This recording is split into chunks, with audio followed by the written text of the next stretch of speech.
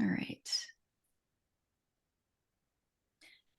Good morning, good afternoon, and good evening for those of you who are across the globe. Thank you so much for being here today, for joining us at this roundtable to discuss the very important topic of burnout. My name is Tracy Trapesky. I'm your host today, and I'm thrilled to invite you to this, or to welcome you to our first community of practice gathering.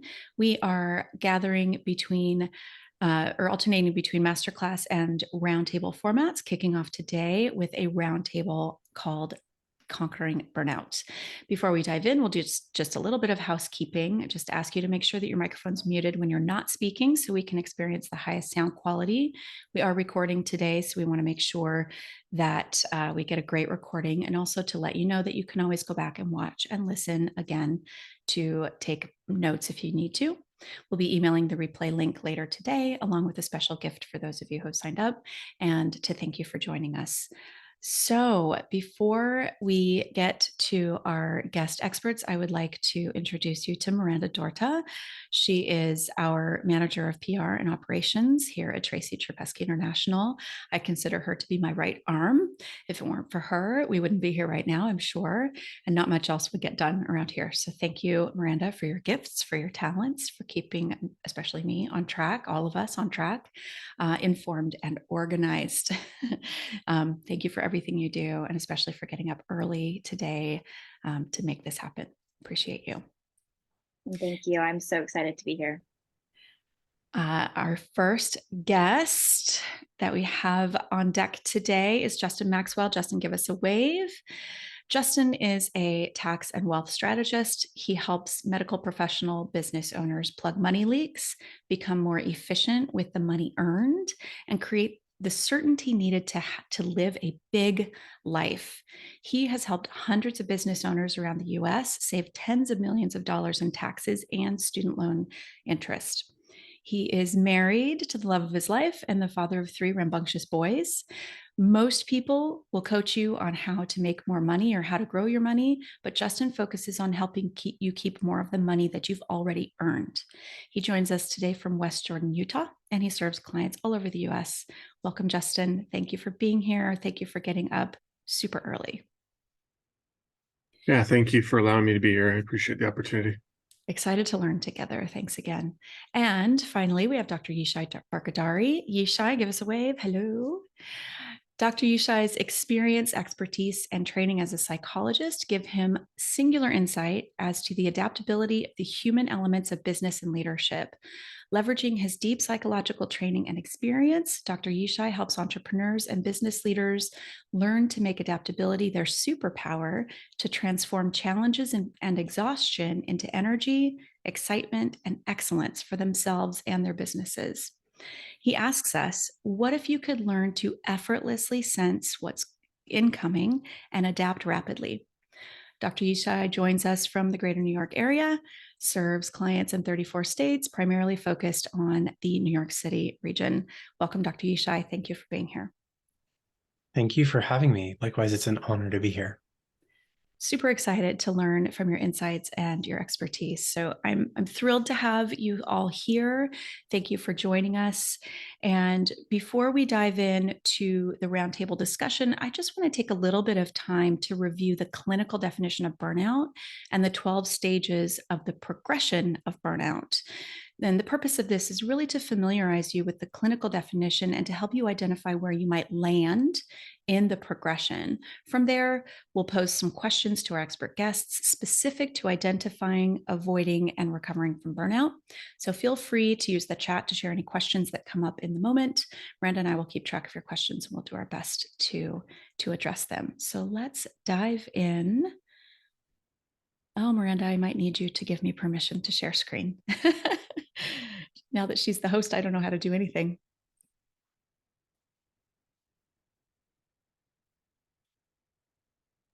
You should have permission now. Thank you. So,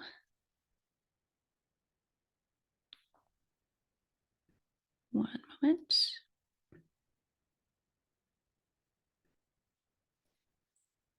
I have a little PowerPoint here for you, just for you to see. Some people like to have visuals. I'm not giving a big presentation. I'm really just running over them. So we're going to talk about first of all, what burnout syndrome is. And the World Health Organization defines it as something that is very connected to our work.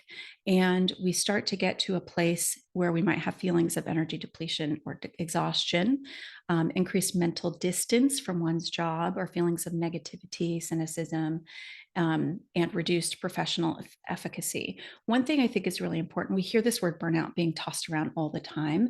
And I often hear it from people who are just like really tired, and there's not discounting that they feel tired, but burnout as a clinical definition is connected to work. And this is why it's so important for us to talk about it, especially in this capacity. So very briefly, just running through the 12 stages of the progression of burnout.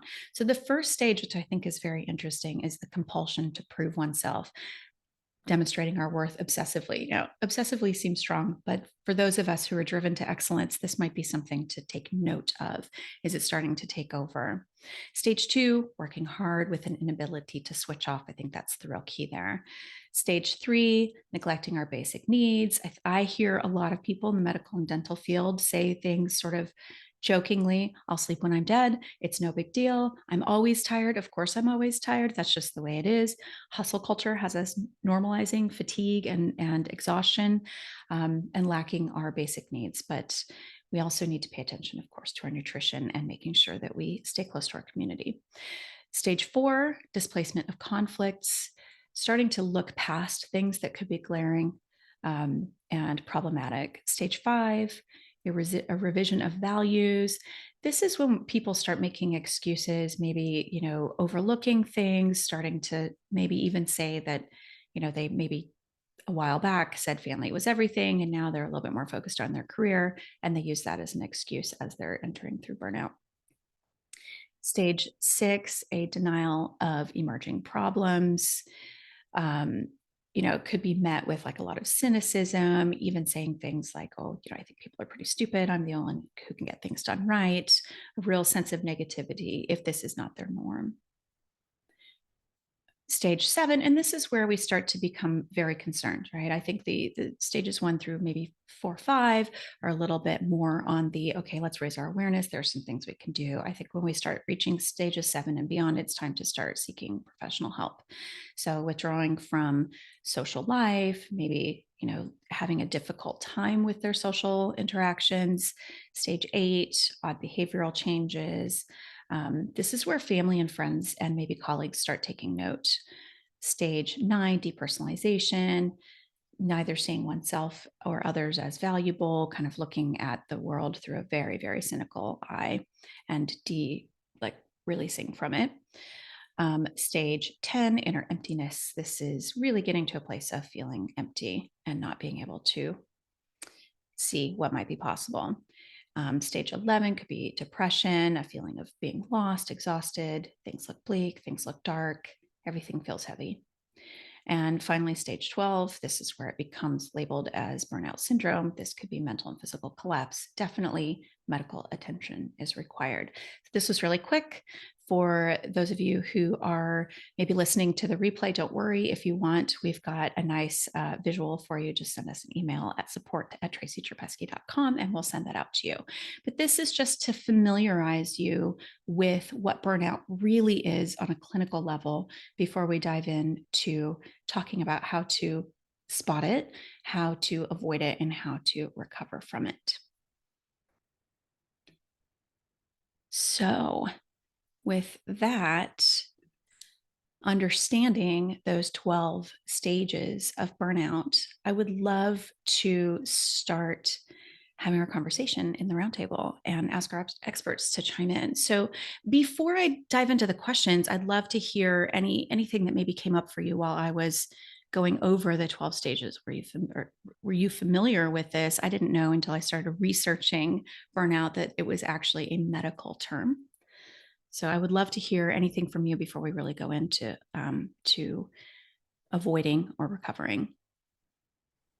I've certainly seen it. There's been increasing amounts of research, and it's been more and more acknowledged by larger kind of world institutions and health institutions like the World Health Organization.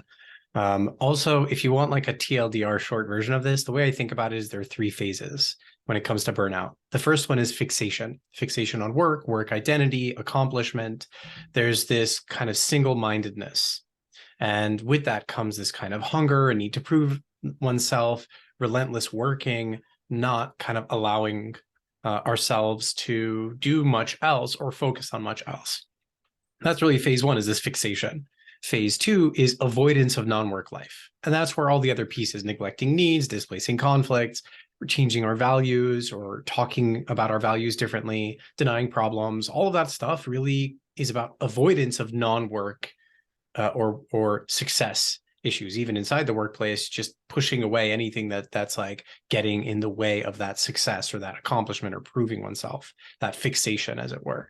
And then the third phase is this breakdown, which along with that, and the way I think about it is it does kind of happen in stages, and it progressively gets worse and worse and worse along the way. And that breakdown is inner emptiness, then depression, then kind of physical, mental collapse.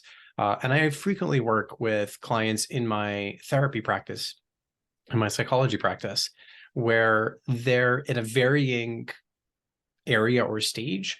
And I've seen almost every kind of avoidance that's listed here, actually a bunch more in addition to that.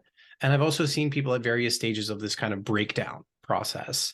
And I think it's helpful to just step back and take a kind of bird's eye view. There's one, this fixation and this tying of work and identity and being really stuck on that. 2 comes the avoidance of non-work life things or non-success thoughts or activities. And then that really lends itself to this breakdown stage or phase. Thank you, Yishai. My perspective is not from the professional perspective that Dr. Yishai is coming from. Mine is working with business owners and sensing and seeing this as we're having discussions around wealth and around what they're doing with their money, because you could see these things happening. And for me to see this in a clinical definition and what Dr. Yishai just said, it really is clear that this is more than just like something that's happening that doesn't have a name or an identity to it, but it's a reality of what's occurring. So for me, that was a benefit to see as being it laid out so succinctly. Yeah, thank you, Justin. Well, one of the things that really sparked our thinking about holding this roundtable is just the freakishly high burnout rates in the medical and dental field. And, of course, we've had the pandemic and we're really not on the other side of it. But at the height of the pandemic, I have some stats here that I just like blew my mind. Blew my mind that burnout rates for physicians reached about 63% and almost 50% for dentists in the US. To me, these are staggering numbers. It's not just the pandemic. I think what happened in the pandemic is that just started to shine a spotlight on how our system is not supportive of the well-being of our providers. So I would love to hear from you all what you see might be some of the common causes of burnout for any professionals, but because we're speaking in the context of medical dental providers, I'd love to hear if you know specific to that. Yeah, so one thing that immediately comes to mind for me is that my brain kind of separates it into two kind of general global sources. One is external. So it might be the business model, client acquisition, billing or legal issues, all this kind of like life circumstances. There's stuff that's external to, we'll say, our brain, our own body. And so there's stuff that on that end that can put a great deal of pressure that can then lead to this, again, those kind of 3 phases, the fixation and then the avoidance of other stuff, and then eventually this kind of breakdown. And then I think there's internal elements or pieces. And maybe, Justin, you can speak a little bit more to some of the external parts than I could, given the work that I do. The internal stuff that I often see are sometimes there's anxiety or stress that can be more internalized or trait driven. Sometimes it also has to do with past experiences. Like if there's a term called financial trauma. If they grew up with or at some point lost a substantial amount of money or had insecurity financially speaking, that can really create this internal drive of I must develop, build, create a level of security, and that really kind of pushes themselves forward. It can come from other places also, such as ambition, this drive to build something bigger or more. And the need to prove can come from that insecurity. It could be about the self. It could be because of past experiences that were more circumstantial. And it might also be about beliefs or assumptions about ourselves, about business, about the world, that kind of lead us to see or to think that we have to, that there are these massive consequences if we don't, or to imagine them and get really caught up in this kind of catastrophizing, the catastrophic thinking.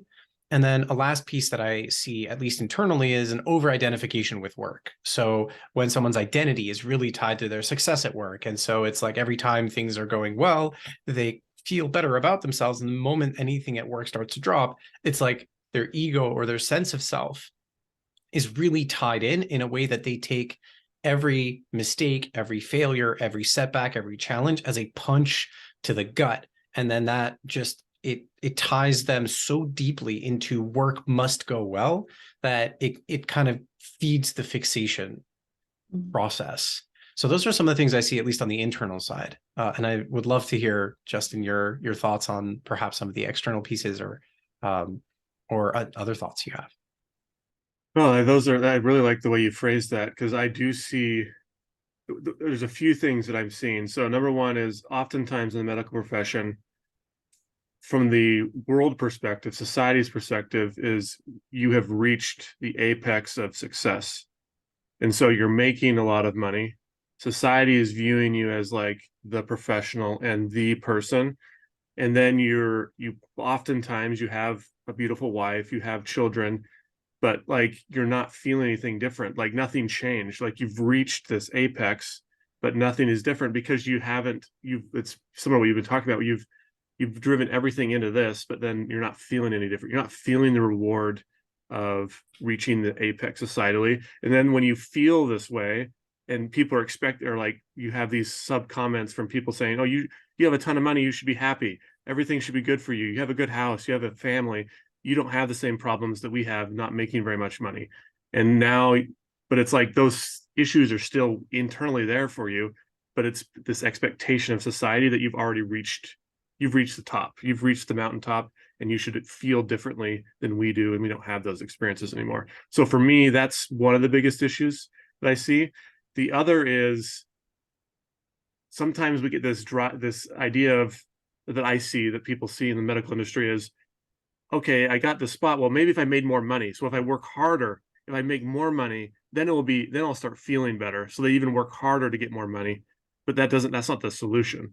The solution is a well-rounded identity of who you are. And it's not just your work. Like you have to have other projects. You have to identify with your family. You have to identify with charitable work or other ideas or hobbies that are outside of yourself. But making more money doesn't drive you to getting a well-rounded life, because more money usually means you're spending more time at the office and more time in the business, which isn't the solution. And so those are the two main areas that I typically see, is the societal influence and then this drive that, well, maybe money will solve the problem and make me feel better, but it doesn't. But they just keep going for more and more money. That's either through investing or just spending way more time at work. Mm-hmm.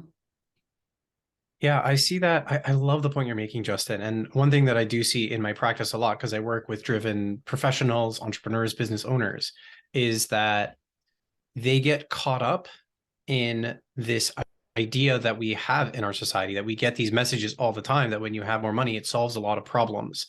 And to be fair, there are many challenges or issues that having more money can help or address or solve.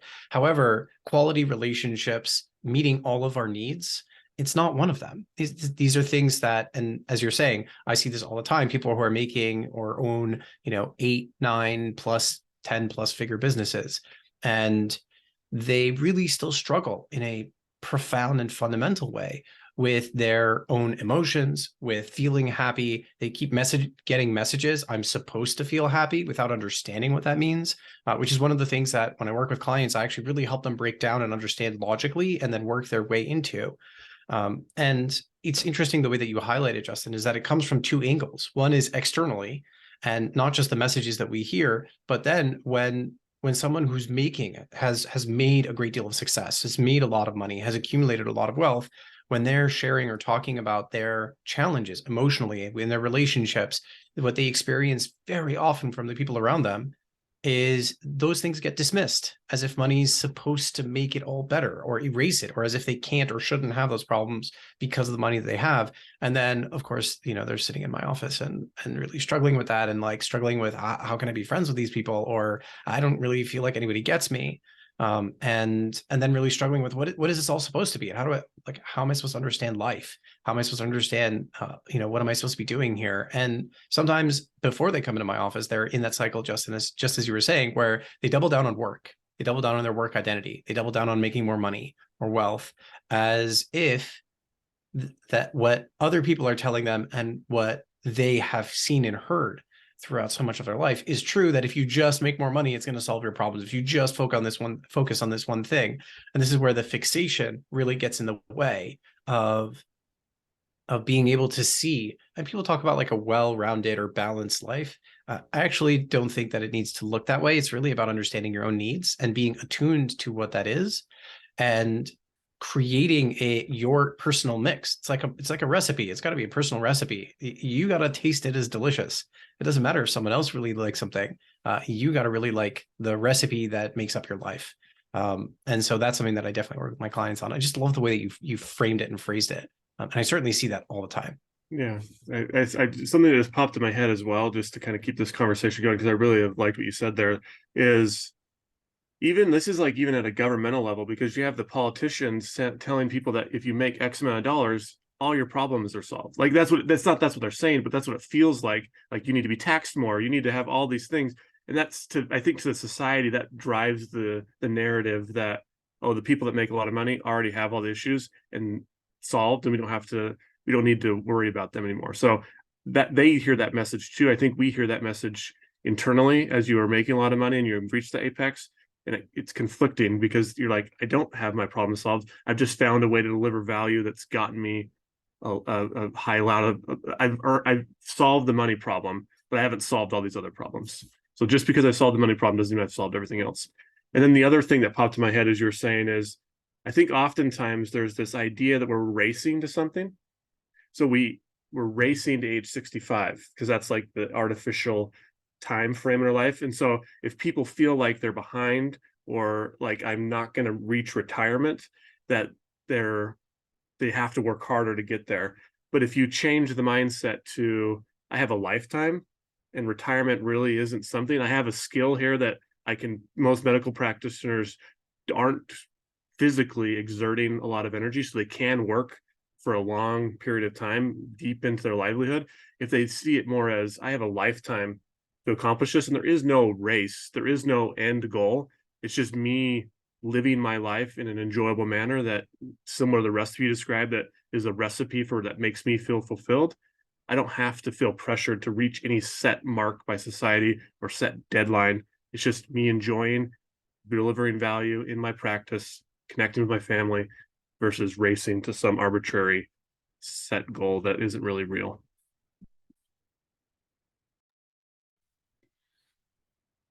You both raised some really important points. And I think a big takeaway that I'm hearing from this is, from the two of you, is really, it's the thing that I say a lot too, right? Slow down, assess, and get super clear about what's most important to you, connect with your values, look at Yishai, I love that you pointed out, like, it doesn't have to necessarily be a balance, or like, I like the word harmony, right? It needs to feel harmonious, and you don't need 18 notes to have harmony. You really only need two, right? So, if you can figure out what is most important to you, then life becomes more enjoyable, and you can start to chip away at the things that are draining your energy. I think this is a great sequitur actually to another question that I have, which is, now that we've looked at this 12 stages of burnout, over the burnout progression, how do you personally recognize when you are starting to enter into burnout?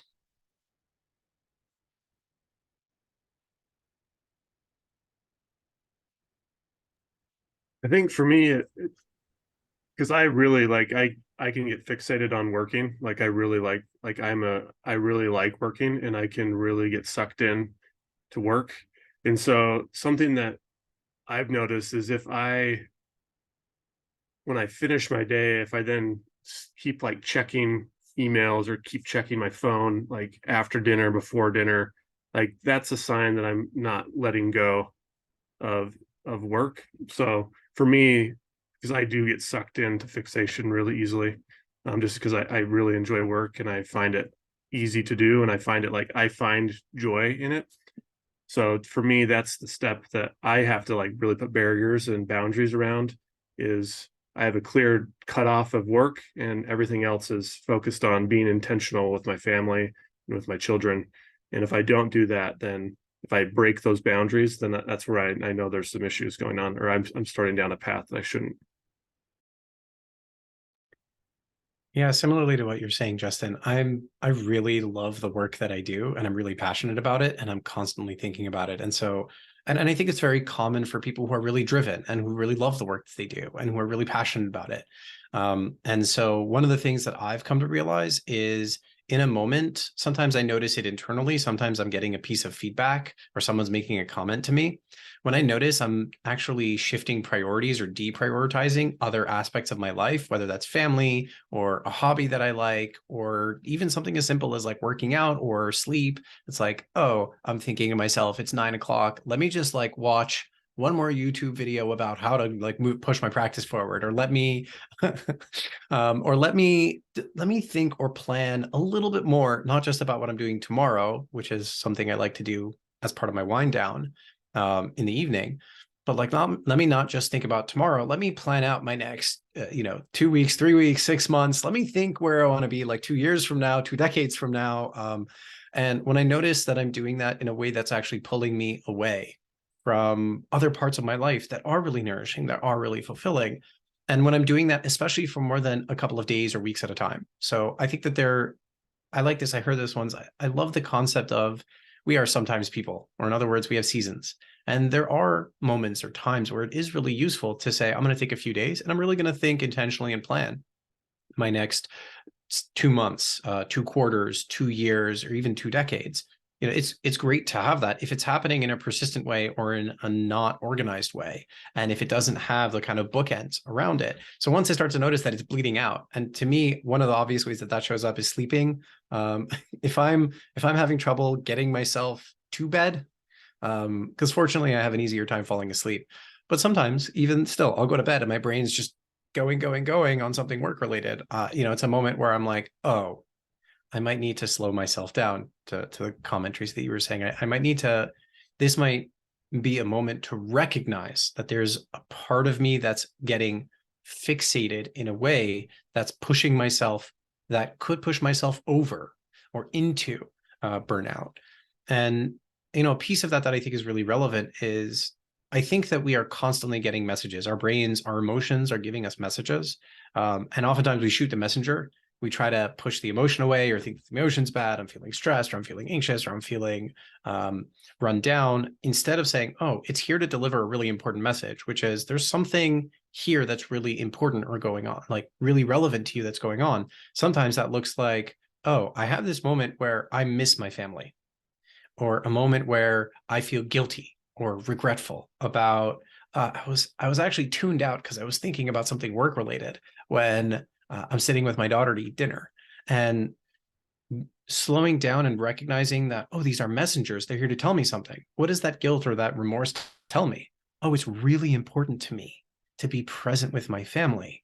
And if I don't listen to that or reject it, I'm actually moving into that avoidance phase, into all of those things. And it can lead to all of those aspects or elements, the stages of burnout, that can, if I continue to ignore it, end up potentially leading to a total or full collapse. And that, if you think about it, yeah, if I don't listen to those messages, and if I don't take something valuable out of them and make adjustments to my behaviors, the way that I'm approaching things, then I could just keep going on that path, and that will likely lead me to feeling more empty and not engaging in parts of my life that are really fulfilling to me.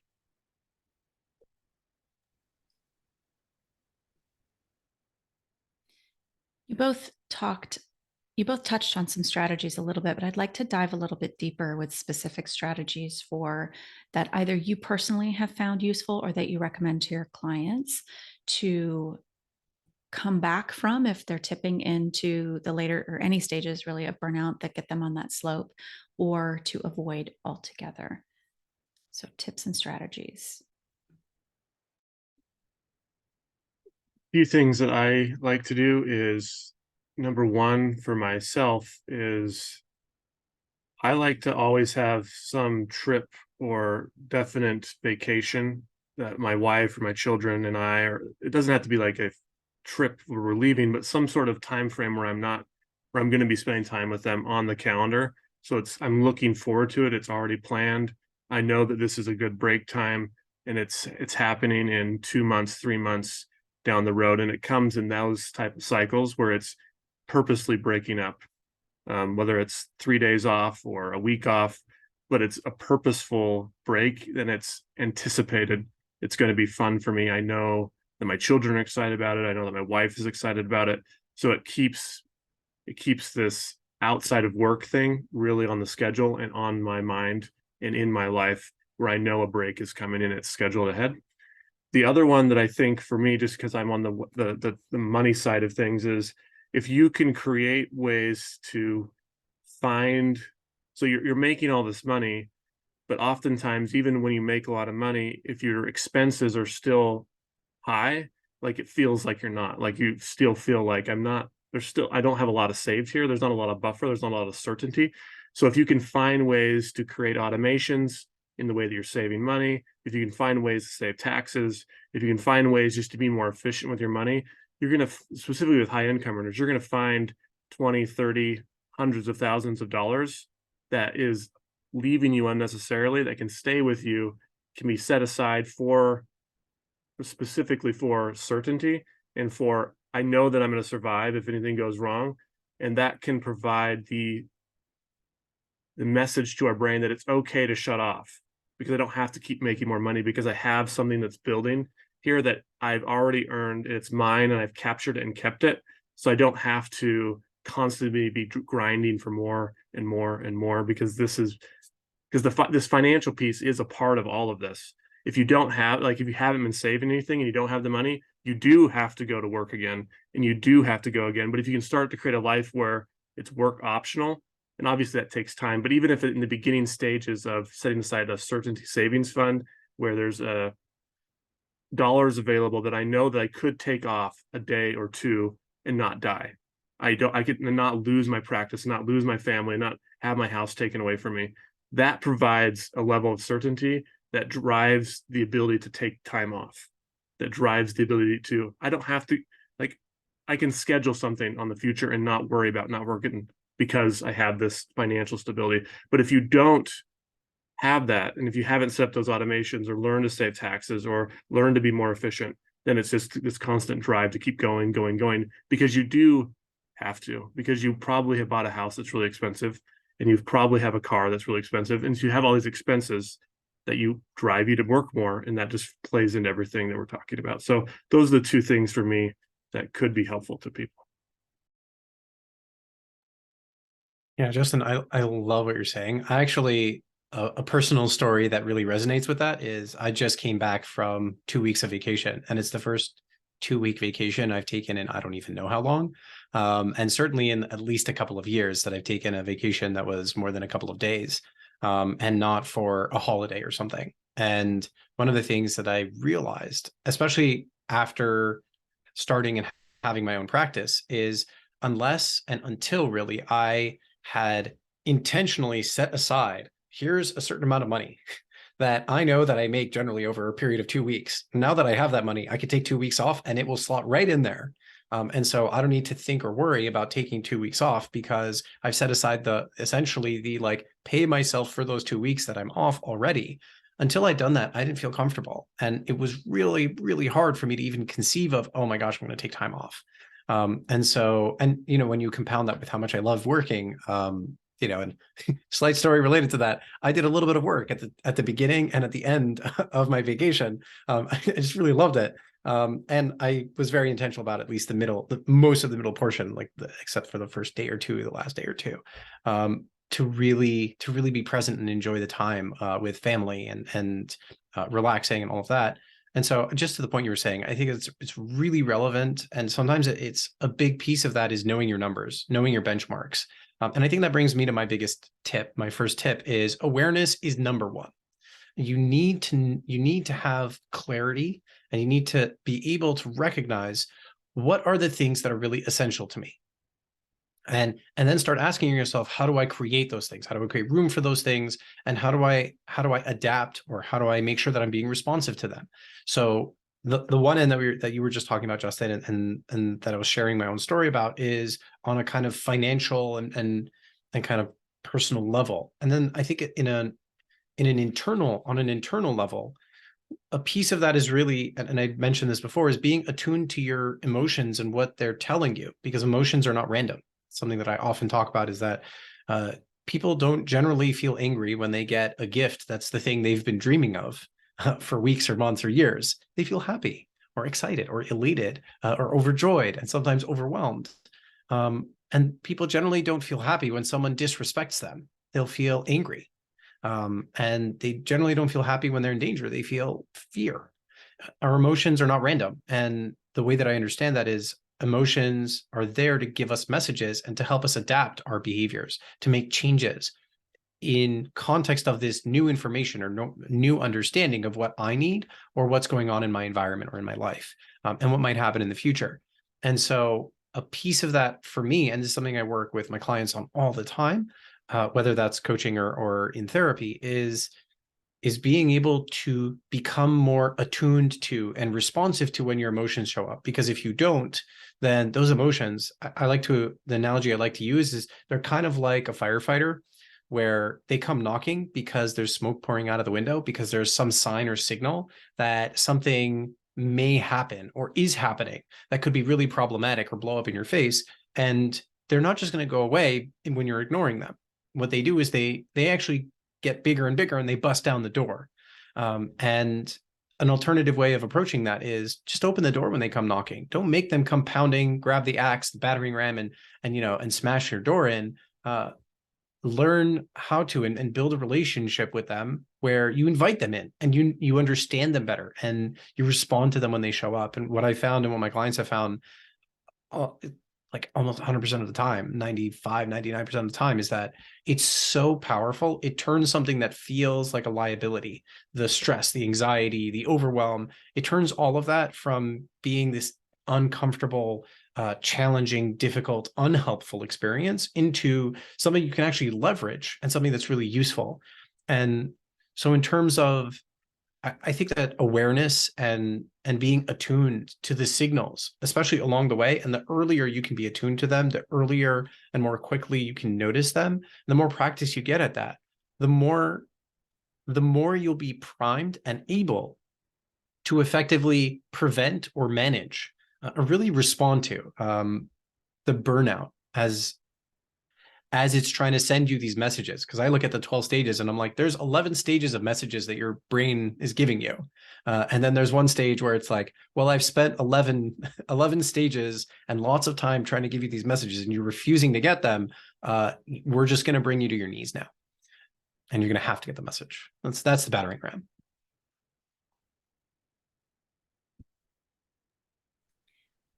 The analogy of the firefighters and the battering ram, that's going to stick.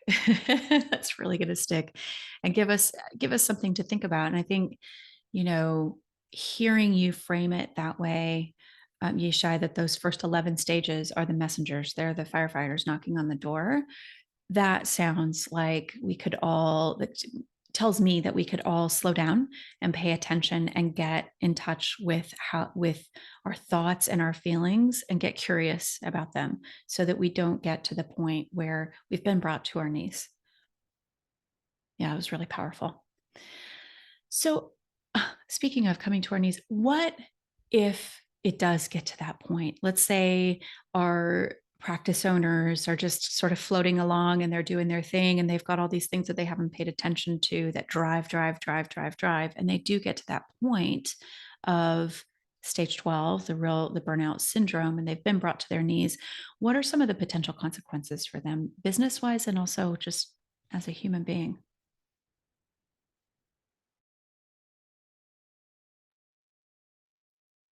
I think on my side, what I see, the consequences that typically happen are they've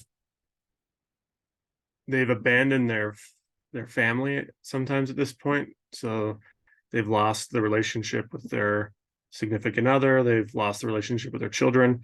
And so there's a potential familial loss there of you're gonna have to do a lot of healing and repair to fix that, which is possible. There's people I know that have gone through that, and I know people that can help fix that as well, that have reestablished those bonds. But to me, that's one. Another one is there's usually addictions that pop up here in the later stages that you're gonna have to overcome, and that's a journey in and of itself. And then on the business side, like if you do get to the point where you're done, like you could realistically not want or even have a desire to go back to your practice, and you have to switch careers and start over with something else. And so those are three losses that I see as significant. But the nice thing is all three can be overcome. It's just that you've gotten to the point of not fixing it before, so you're gonna have to do some really heavy work to fix them on the backside. Yeah, I love that, and I've certainly seen all of those. As you're speaking, Justin, the image that came to mind is it's kind of like a boulder rolling downhill. The longer and the more that it goes, the harder it is to stop, and the more damage it can cause. And it doesn't mean that it's all irreversible. It does mean that there's an accumulation of time, energy, effort, work that's going to be necessary in order to even have a chance of repairing those things. And sometimes they can be repaired, and other times it reaches a breaking point and it's not possible. And, so on the kind of, we'll say, lighter side, I've seen everything from more irritability, snapping, treating staff and patients with less care, treating family and friends in ways that are, kind of create much more conflict or more distance. And that can be kind of on the quote unquote lighter side, all the way to really losing friends, losing family, estrangement I've certainly seen as well, which is really unfortunate. And again, not that it can't be overcome. It's just that ball, as it rolls downhill, will just continue to grow in momentum and in the damage that it's causing along the way. And in extreme cases, I've certainly even encountered people who start to have thoughts of, is this a life worth living? And while in my practice, I don't work with people who are like actively suicidal, I certainly have worked with people who don't want to die, but their life as it is needs to end. In other words, specifically, they need so much change. The way that they're currently living is not only not sustainable, it's so unfulfilling that that particular way of living needs to die, and they need to create or reform a new way of living. And so, there's so many deep consequences. And I mean, even just what I'm talking about there is like in a deeper kind of form of depression. And again, I've seen everything in between. I mean, there's so much, and again, it just accumulates and it hits all these different areas, and it starts to spread. I've seen it become much more pervasive or spread to other parts of life. So even if someone is in their work, they're doing pretty well, but then their relationships or in their personal life or in their own internal personal fulfillment, those pieces start to accumulate. They lose their hobbies. They lose, connection with people that they used to do things, whether it's bike riding or kayaking or whatever it is they really love to do. And then it becomes really hard to rebuild those things. And sometimes they lose a piece or pieces or sense of themselves. And then there's this whole process of needing or wanting to rebuild that. And that is a lot of work. An analogy that I like to use, I'm a really nerdy guy, so I use a lot of physics analogies. One of them is entropy. There's this idea that entropy just increases over time, chaos increases over time. And another way of framing that is entropy is just the result of small efforts that are not exerted to maintain order, or in this case, to maintain fulfillment. So when we're not putting in the time, energy, the efforts to maintain the parts of our lives that are really fulfilling, our relationships, our family, even parts of our work, and certainly parts outside of it, then the lack of those small and continual efforts will compound. They become this boulder that just continues to grow in mass and momentum and create a great deal more damage. And then if we want to go back, we have all of these accumulated small efforts that we then need to go back and put in gargantuan efforts, huge efforts to try to undo and then recreate or rebuild. And so when you think or look at it that way, you can kind of just visualize the potential consequences and how important it is to actually see it happening earlier on in the process and address it as early on in the process as possible.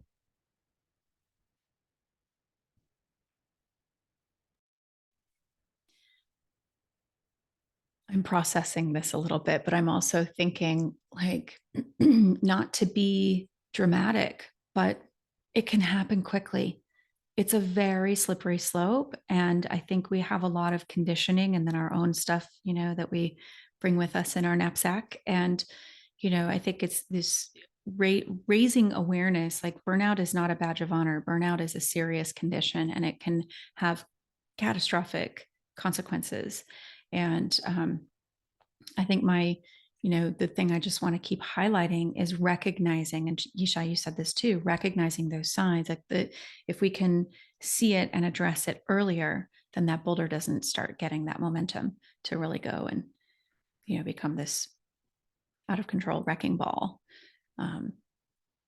This something to really think about, and to continue. And I think there are some things that we can all do in our daily lives. I would love to hear some examples of like, what are some things that we can do to start to recognize and to check in with ourselves, perhaps on a daily basis or as a part of a practice? How can we recognize it? Get in touch with ourselves.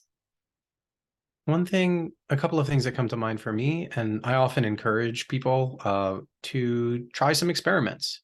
Get 1 extra hour of sleep more than you currently do for a week or 2. Really be diligent about that, and then see how you feel. Be intentional about carving out time that you specifically don't do work, that you spend with family or friends. Do that for a couple of weeks and see how you feel. And like the goal here is not to overburden yourself. Sometimes that means take 120 seconds in the morning before you get out of bed to stretch. And I've literally given that recommendation. And it can be life-changing. Because the thing is, and there's some really beautiful research on this, there's actually market research that shows that what we think doesn't always translate into what actually feels great. And the market research was, Campbell did some research, I think it was back in the 50s or 60s, asking people what they want in a pasta sauce. And then they made 46 kinds of pasta sauce and nearly went bankrupt because nobody bought them more than once. And that created actually revolution in the marketing research industry, because what they later did was they made a bunch of types of pasta sauce and then they had people try it and then rate them afterwards. And when they got ratings, they used that data to produce like 2 or 3 kinds of pasta sauce, and then their business took off and they just ignored everything else. And so the really key piece here is to allow yourself to try things and specifically carve out time to try things so that you can learn and work on resourcing yourself in the ways that you really need. And the only way we're going to figure that out is actually by intentionally trying those things. I mean, one thing you can do is speak to somebody who or do some research on what are some things that might really be useful. Don't just take them at their word, though. See it all as an experiment. And as I said, try getting an extra hour of sleep more than you currently do, and then see how you feel. See what happens in terms of your productivity, in terms of how you feel on a daily basis. Try carving out specifically, whether it's one night a week or one day out of the weekend to spend with family or friends and not do any amount of work. And those are just examples. Tailor them to yourself. If that doesn't fit into your life currently, then think about, or at least imagine or reimagine a way in which it can. Maybe it's an hour in the morning, you're helping your kids get ready, or maybe it's putting your kids to bed or reading a book to them. Or maybe it's intentionally going to the playground with your kids and running around. It could be any number of things. Just starting, and start small. This is the other thing. I know I'm giving you I'm throwing like 10 kinds of, paint at the canvas. But don't try to be Picasso all at once. Try one thing, see how it goes. And if it works, then mark that down, write it down for yourself, keep it in front of you and keep that piece going. And then try something else. And what that will do is it creates a different kind of snowball effect, a snowball effect where you're learning how to resource yourself. What are the things that give you fulfillment? And here's another little tip. As we grow and get older and change and our life circumstances change, our needs also change.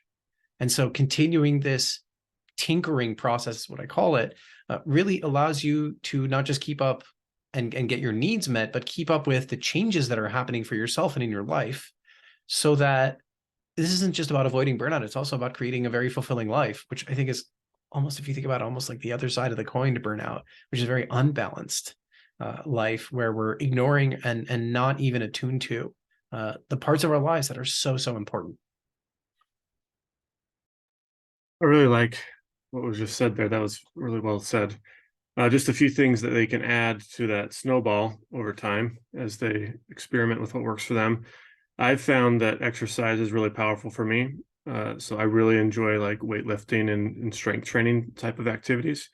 That for me is really powerful. Other people might not like that, but they can still find an exercise that works for them: running, swimming, jogging, hiking, biking. There's so many different activities that can typically align somewhere with someone, but getting your heart beating, getting outside of yourself, pushing your muscles can help alleviate some of that stress. Another thing that works well for me is just finding, doesn't have to, I mean, sometimes only get like 3 minutes, but 5 to 10 minutes of just nice sitting in myself and meditation. And just, I like to listen to like nature sounds and just be present. And this is a good way. I think it goes back to your last point, which is identifying and be able to sense something that might be wrong, because the meditation can bring those things out. But those two things for me have helped. Another thing that could help for someone is if they labeled their morning as their power hour. It doesn't have to be an hour, but it's their power up phase of I'm priming my day for what's coming. But it's doing things not work related, but that are separate from and building their self up towards being productive and avoiding that burnout phase of what could come. I love that. And I'm like mentally smacking myself in the forehead for not mentioning exercise and meditation, because it's like such a core piece of mental health. And I also really appreciate that the idea of like being intentional, that power hour is just carving out time of what is fulfilling. What do I need to do? What are things that are important for me to do that are not work related in my day? Those are just all awesome. Thank you, Justin. I think intentionality keeps coming up as well. I keep hearing, a lot of reference to this. And Yishai, you said something that really, really struck me, which is that living a fulfilled life is, I think you said it's counter to, or maybe the antidote to burnout. And that it's almost like they're polar opposites, right? And so what does it mean to live a fulfilled life? I think we've also got some conditioning around that. That's like, well, if you just work hard, then you'll have everything and you'll check all those boxes and you'll be fulfilled. It's not really about being fulfilled. It's that sense of fulfillment. And so that doesn't have to necessarily be balance or a certain level of achievement or a certain amount of money. It's that sense of being that we can create on a daily basis. And it's something that I work with my clients is, how do we need to be feeling in order to achieve certain goals? So you can still, it doesn't mean give up all of your ambition, right? Fulfillment is really, I am content and happy and I have this sense of fulfillment with what I currently have, even while I strive for more in other areas of my life and career. So I think that this is really, really lovely. And I think it's a way also to tie in to our final question, which is about how can we as a community better support one another so that we can help one another recognize the signs of burnout, or tap into that feeling of fulfillment. And I think we need a lot more of that in our professional lives. So I would love to hear from you if you have some ideas about how as a community we can support one another more effectively. I think that for me, one of the things that I'm trying to help paint is a different story, because the story that's told to society as a whole is we got to grind, we got to work as hard as possible. It's do. But if we can paint a different vision for people in our conversations and the way that we're approaching it, we all have different professions here. But if we all can paint a vision of, you don't have to grind, you don't have to work super hard to still reach the highest levels. And it's a paradox to people, because honestly, the things that we're talking about, like what we just talked about, as you pull back, I see oftentimes people go even bigger, like they even reach higher levels than they were reaching before. But it's like paradoxical in the mind, is if I pull back, then I'm not going to reach my highest levels. And this is just completely anecdotal for people. But if you can keep painting this picture to people, there was a deadlifter. He'd already broken the world record once in his life. He took like 5 months off, and he came back and broke his other record. He didn't lift for 5 straight months, and he broke his world record when he came back after 5 months off. The gentleman that first broke the 4-minute mile barrier, he took 2 months off before he broke that barrier. He didn't run for 2 months, and then he came and raced and broke the 4-minute mile barrier. So taking time off and pulling back oftentimes will help you reach further. And if we as all professions can help paint that picture for people and help cement that as the reality, I think that is the way that we can have the narrative change and help people actually make it. Because people have to have a vision. They have to hold on to something. But right now, the current vision and the current narrative is I have to work, work, work, work, work. And so if we as all professionals can change that narrative, I think for me, that's the step that needs to be taken in helping each other reach stop this, what's going on. I really love that. And the image, the analogy is like, slow down, take that break, take the time off, and trust that when you've put in a great deal of work, especially when the work you're doing is building something, you're building in essence an asset that will over time compound and get better. And it requires less and less effort over time. And then when you put in efforts, it goes much further. The analogy that comes to mind is the flywheel from Jim Collins, which it takes a lot of energy to get it to go or to start going. And once you do, it's not like an infinite perpetual machine. It does still require some efforts to keep going. And then when you do these little pushes later on, then it does have a much larger impact, or it has a significant effect. And to tie something, Tracy, that you were saying to Justin, something you were saying is the messages we get are that fulfillment, success, it's this thing that you just win, and you win it after you've worked hard, once you've accomplished some kind of goal, financial wealth especially. And this is the story that we get told, or that's often painted for us. And what that does is it pushes us to optimize for financial success, for wealth, for making lots of money, and for working as the vehicle to get there. And meanwhile, to tie it to another point, Justin, that you'd made, when we think about retirement at 65, what we're often thinking is, when I retire, I will then have time to engage in or be with my friends, my family. But if along the way, we're only optimizing or exclusively optimizing for how do I make more money? How do I work harder to get there faster? Then we're actually missing the point, because the real point is, how do I build or create a life that has a great deal of fulfillment for me, not just with family, which is really important for so many people, also for our hobbies, for our physical health, for how we feel in our body. And I wanted to take a step back and add to that, kind of shifting the story. The way that we think about it is so fixed, as if being happy is something that you accomplish at some point in time, and then like a diploma, it sits up on your wall and you just have it forever. And we often think about fulfillment in a very similar way. And if there's one thing I would say that we could help people shift or change, it would be that fulfillment is a message. Happiness is a message. It is, as emotions, as experiences, it is my brain, my body, my heart telling me what you are doing is nourishing yourself. It's nourishing your life. It is meaningful to you. It gives you the things that are deeply important to you. And keep going in that way, in that vein, is what that message really is saying. If we'd never received that message, then we would try something. Even if it were fulfilling, we wouldn't have the kind of flag planted in it that says, keep doing this, keep going here. In other words, it's almost like this cheerleader for us. And very often when we just think about it as this fixed thing that I will accomplish, I will be there and everything will be okay or be fine or be great, then we're actually missing the entire point. And we're also missing out on the way of relating to the parts of us that are saying, hey, make this course correction so you don't go off in a different direction that's not going to get you what you need. And hey, this is the course you're on is really great right now. Stay on this course, be intentional about X, Y, Z, whatever the things are that you're doing, your meditation, your workout, your family time, maybe the specific goal that you have accomplished. Celebrate that in your work life, in your business. And I think that is so powerful. And another way of doing that, and just to add another piece, is connection.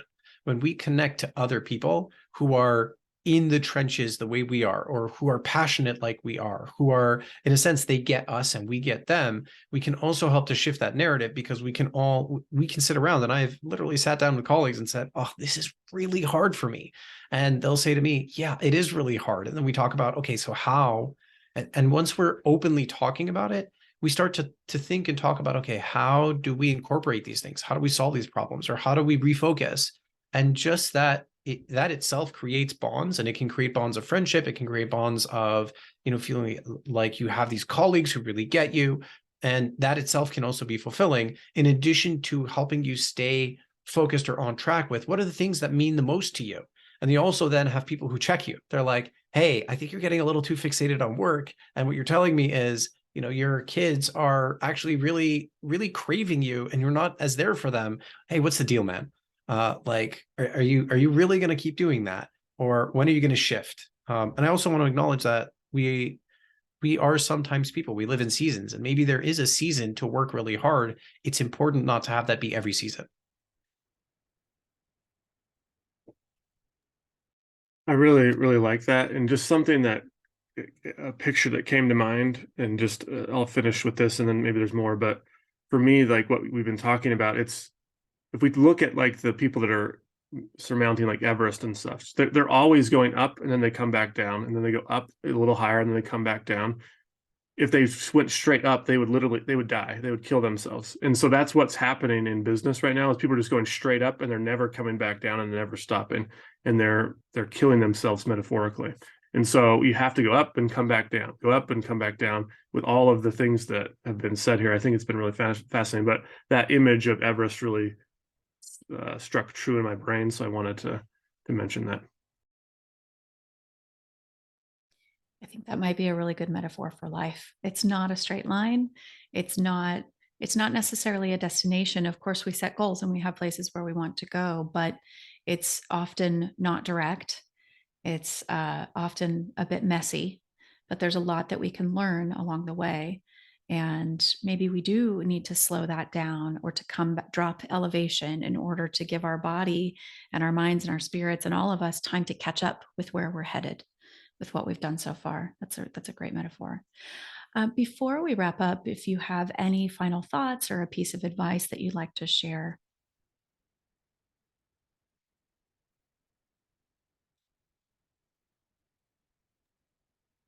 I'll just, with the wealth side of things, I know that's one of the big issues here, is that people are shooting for this X number in the future that they have to reach, and this is where they have to be to feel fulfilled, whether they're racing their colleagues, or they're racing themselves, or they just set this arbitrary number.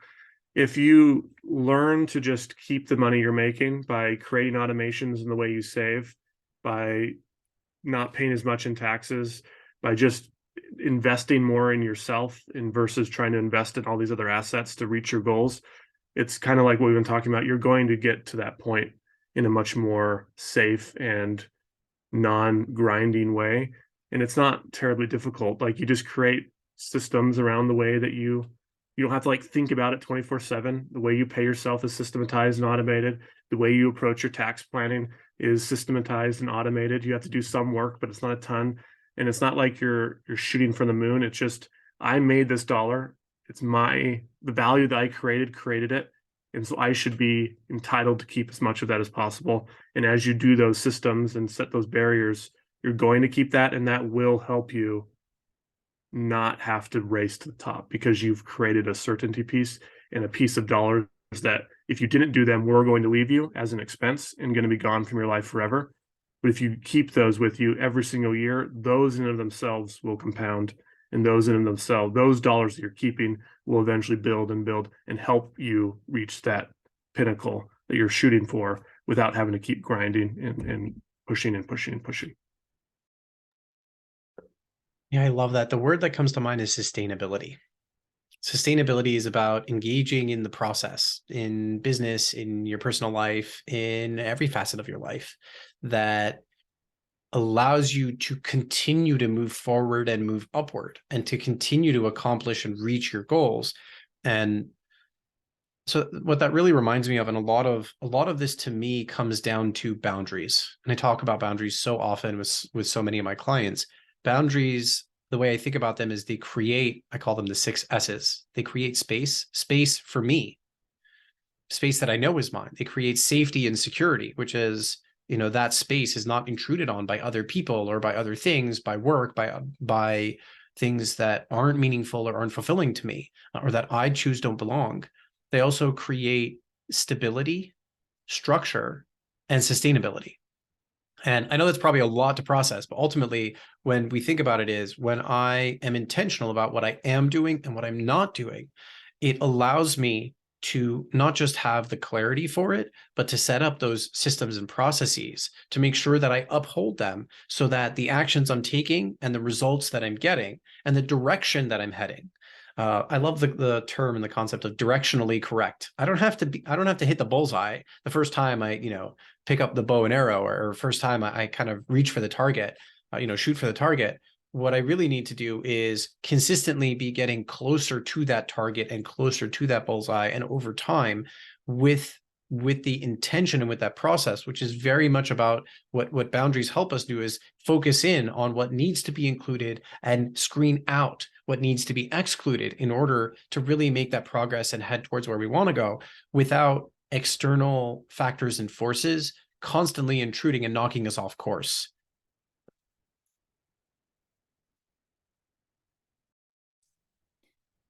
This conversation has been so rich, and I think all of us are learning a lot, and we have a lot to consider and to take with us today. So I just want to thank you so much for coming here, for those of us in the US, pretty early, especially for Justin. So thank you very much for coming. I so appreciate you sharing your expertise. I think the knowledge that you've brought today is something that can really make an impact on all of us. So thank you so much for being here.